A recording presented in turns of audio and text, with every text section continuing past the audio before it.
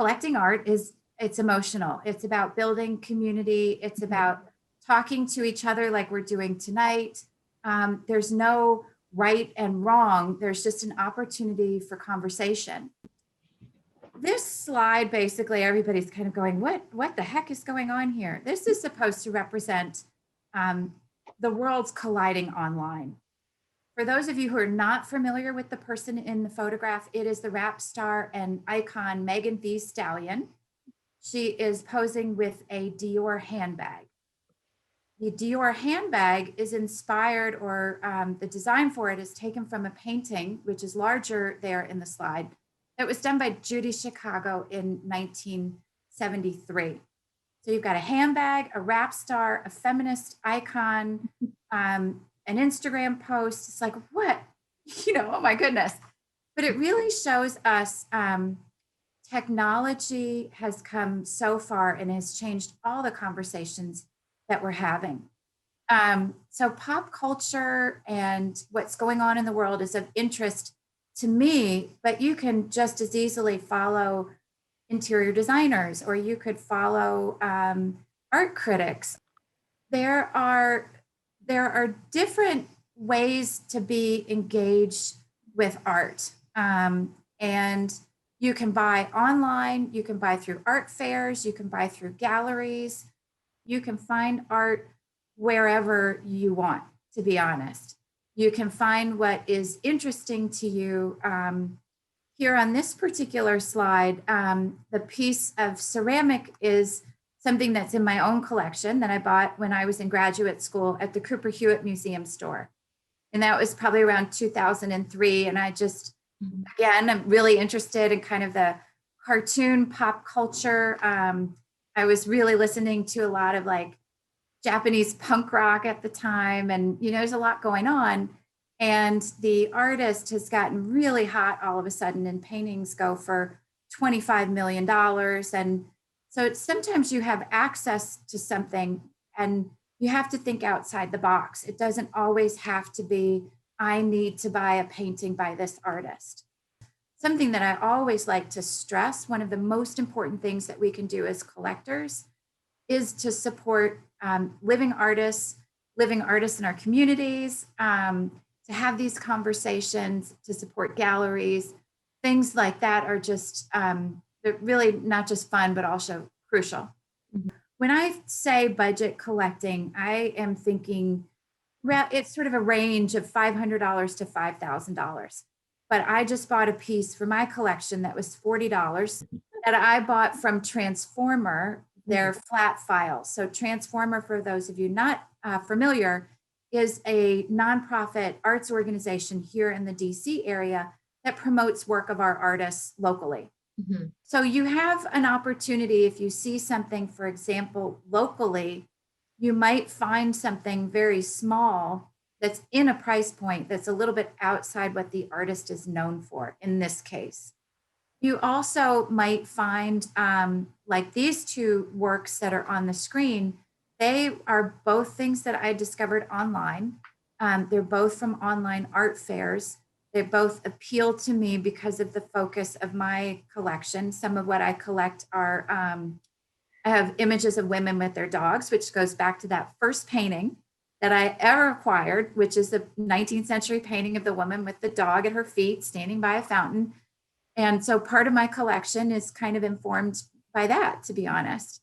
Quality is subjective, but if you are buying something directly from an artist, it is something that you love. It's from a gallery that has a good reputation. That's very different than buying something on eBay that you're not really sure what it is. Mm-hmm. So I think the first rule of thumb would be look at the source where the artwork is coming from and make sure you're comfortable with that. And if you're comfortable with that, then chances are pretty good that you're getting something of quality. If you've met an artist or, you have a conversation, or you see something on Instagram and you kind of know who the people are, there's some real opportunity there.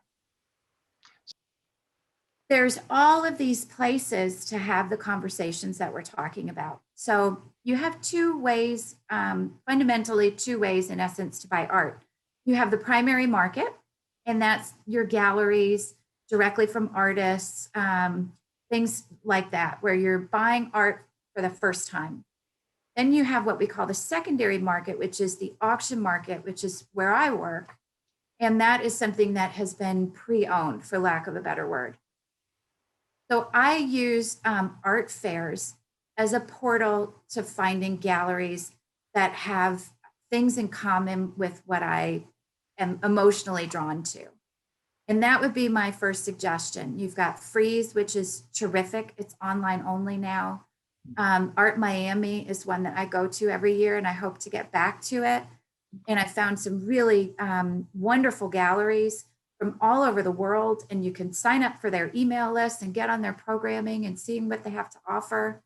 And then you have another site called Saatchi Art, which has a lot of, it's like a viewing room basically, and you have artist studios and you have some small galleries, and there's a lot of content on there.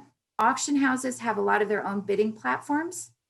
Then you have places like Artsy, which is a place I really like to sort of browse and look, and you have like buttons on there. So it's a very familiar format.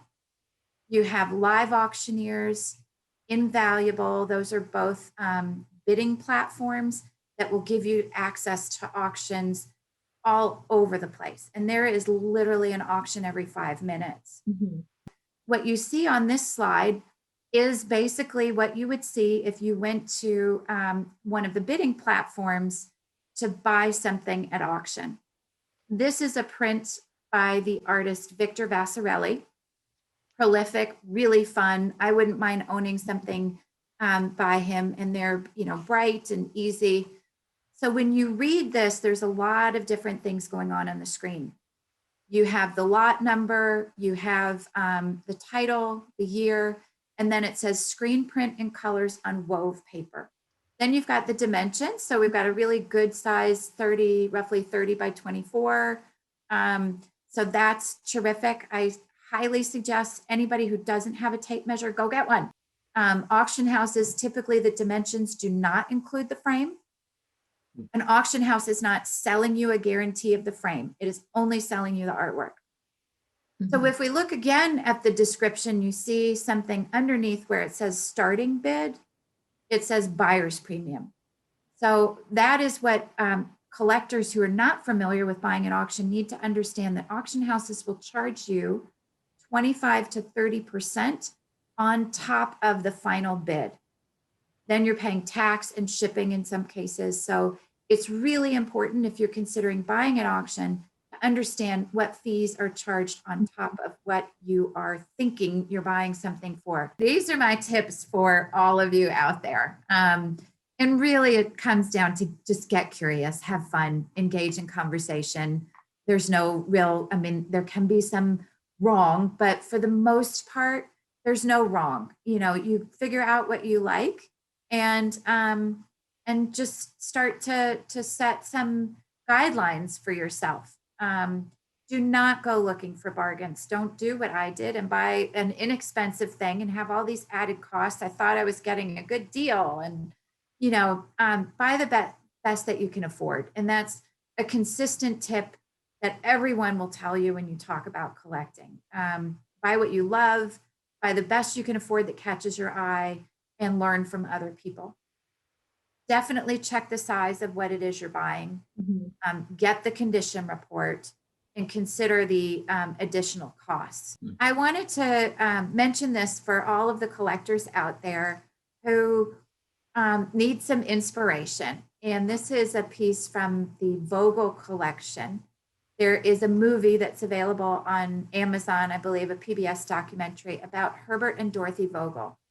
And they were a couple, and he worked at the post office. She was a librarian. So we were talking about not people of means.